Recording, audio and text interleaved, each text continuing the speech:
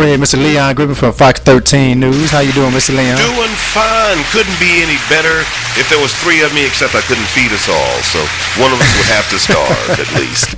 At least. Yeah, I heard that. So what's going on with you? What brings you here to WRUG Radio today? Well, you know, one of the things I had to do is check out the new technology, baby. And that's what this is. It's not that, television is a thing of the past. But what can combine not only the music I love, the medium I enjoy, but the future, like internet radio, baby. That's what this is. And that's one of the things I'm always trying to do is grow into the new medium and find out what's going on. And you don't do that by sitting at home. You got to get out and find out what the people are doing. And you guys have something going on here.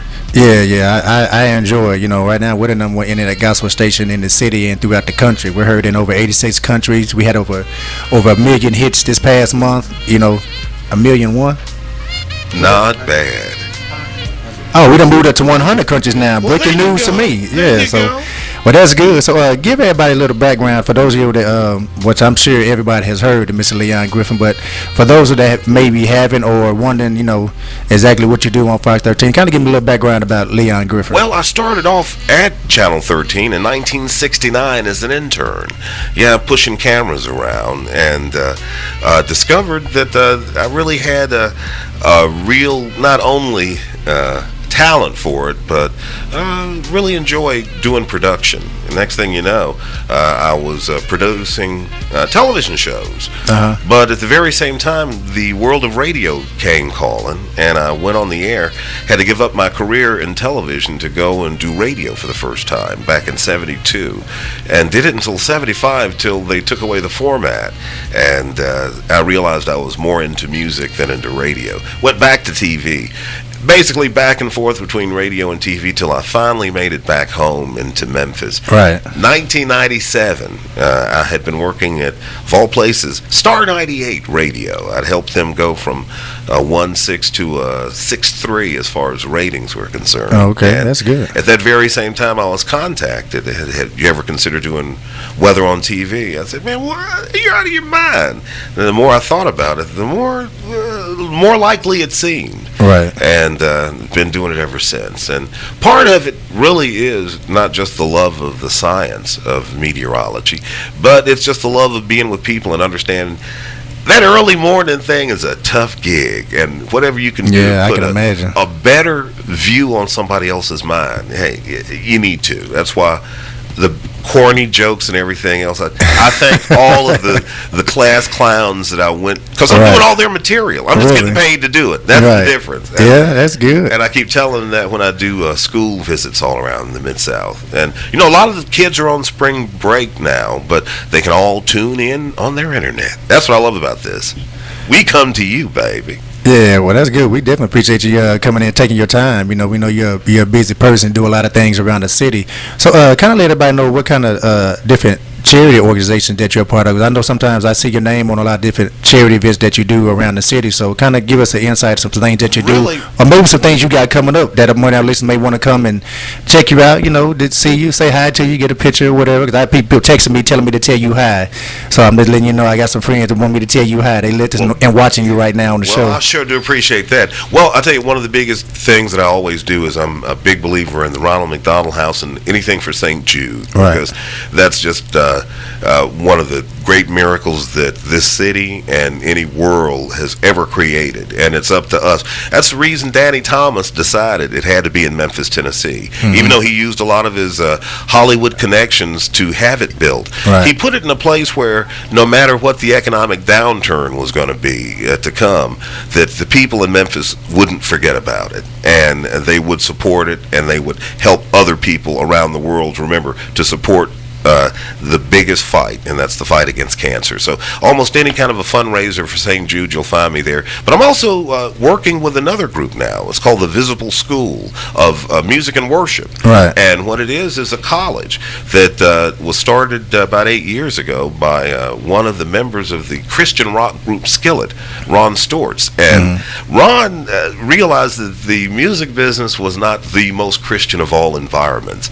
So he set about trying to partner with other other universities and other things to really teach it. They didn't want to give the kind of attention to the subject he did. So he went about an 8-year process to become accredited.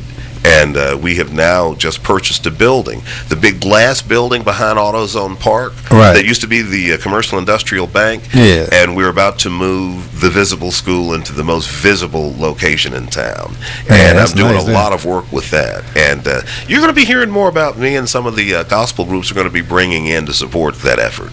Okay, that's good, because we're here at WRUG.org. You know, as you know, we're a gospel station, you know, as well. So we're more than happy to do anything we can to help you out with that. You know, what you're doing, anything with your gospel. You know, I MC shows, do gospel comedy. I do it all.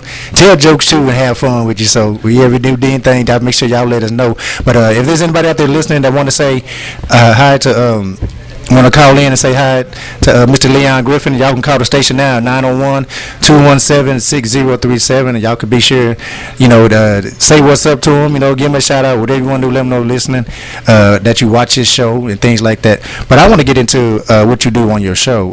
Where do you get your facts from? Because I be wondering where you get all these stats and facts from all the time. Well, I just be curious. A lot of those stats and facts were actually uncovered by a friend of mine who was a researcher. Ms. Aslan did an awful lot of the research. She combined several different sources, cross-checking and checking, because a lot of the different sources said a lot of different names and dates and things like that.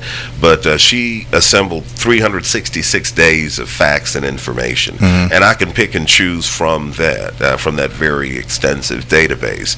And I usually try to cater it to not just the people that I have dealt with in the past, but a lot of the people around the region, because that's the thing about Memphis music.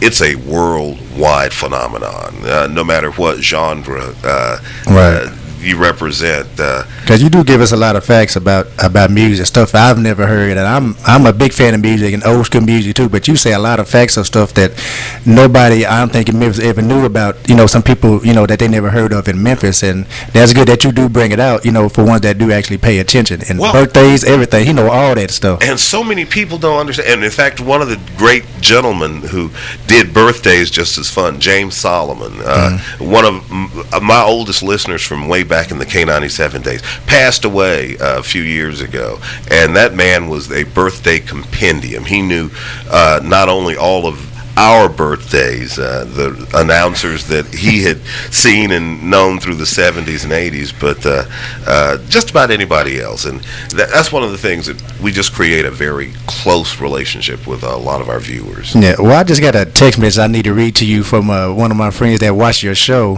This is from LaShawn Adams. She works at St. Jude. Hey now. She says, tell him I watch him every morning. Me and my mom get a kick when he says, good morning, sunshine. Good morning, sunshine. You know I'm talking to you, don't you? Yeah. I knew you knew that. Yeah, so people been hitting me up talking about you. Yeah, but that's good. But let everybody know the times that you be on. Well, and in fact, we hit it every morning at 5 a.m., and we don't quit it until 10 a.m. in the morning, just enough time to turn it around to give you another half hour at 11 o'clock to let you know what's happening in your world. And it's Good Morning Memphis. We not only give you your news, but we try to give you a lot of attitude to start your day, because you need a little help early in the morning, and that's what we try to provide. Well, let me clear up a little rumor. This is a good rumor now. Now, I was told by somebody that you used to be a singer back in the day. Every now and then, I have been able to cut it loose, just a little bit. Yeah, I know we heard a little bit on the air. Sometimes you're kind of sneaking in a little tune. So you want to give us a little sample. Somebody said you had a great voice. You want to give us a little bit? Mona Lisa, men have named you. You're so like the picture with that mystic smile. Okay, that's all for free. We got to pay for the rest of it. Okay. Oh, no. You got to dredge up Nat King Cole. He going to do the duet with me. Right, okay. Well, for anybody out there that's maybe going to school right now, you know, that's going to school for either journalism or, you know, whatever you're doing, what kind of encouragement would you give them about wanting to get into the business that you're doing? Well, I tell you, it's changing rapidly, just like the technology that we're coming to you right now. The job that I'm doing right now probably won't even exist in the next few years. And so prepare yourself to present whatever it is to a worldwide audience. Exactly what you're seeing and you're hearing right now from your radio station. That's the way you need to look at life in the future. Technology is now allowing people. You know, the only thing that made Memphis music fail, it was we didn't control the distribution. We had all the talent. We had more people, the greatest artists, the greatest producers. We just didn't control the end user. We couldn't get it to the people. You can get it to the people now. And well, for people that might want to become a fan of yours, or maybe email you just to maybe just say hi to you, just encouraging words, do you have any website or any contact information where people can contact you just to say hi to you? You always hit me at myfoxmemphis.com and just leon.griffin at foxmemphis.com. That'll work. That's it. And I'll be there in the pocket, letting you know what's going on. As far as the other social networking sites, I'm slowly evolving as we speak. Well, that's cool. We definitely appreciate you coming into the show today, man. It's really been a pleasure to go out here and step into the future. Yeah, so anytime you want to come on to the show, just feel free to let us know. You're more than welcome to come in and sit out and hang out with us. So we always like to have fun. With over 100 countries, you better believe we're going to go in and talk some mess to somebody. That's right. Like I said, we definitely appreciate you coming in. A pleasure. Thank you. Right now we're going to get into some music as we close this show out with my guy, Mr. Leon Griffin. This is Byron Cage with I Will Bless the Lord right here at WRUG.org. We get ready to make way for the Sweet Georgia Brown and Spanky Midday Show, so y'all stay tuned. We'll see y'all tomorrow at 12 o'clock for the Sapphire Smith Gospel Show. God bless y'all. See y'all tomorrow.